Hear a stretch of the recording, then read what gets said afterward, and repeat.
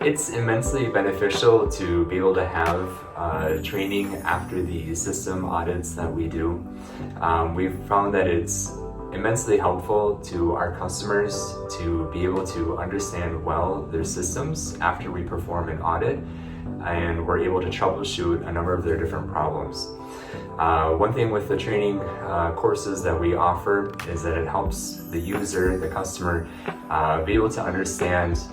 how their dust collection system works. The audits provide some of the problems that we found, how we can fix them, but the training really educates the customer as to how to prevent those problems from occurring. It's something that we found to be really helpful to avoid simple problems that create huge headaches down the line, not just for the dust collection system, but for other things. So to be able to work with our customers on that, to really go into some of the nitty-gritty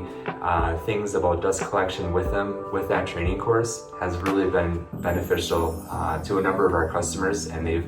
really enjoyed learning more about dust collection systems, how baghouses work, and again, how all those things are related to general plant operations.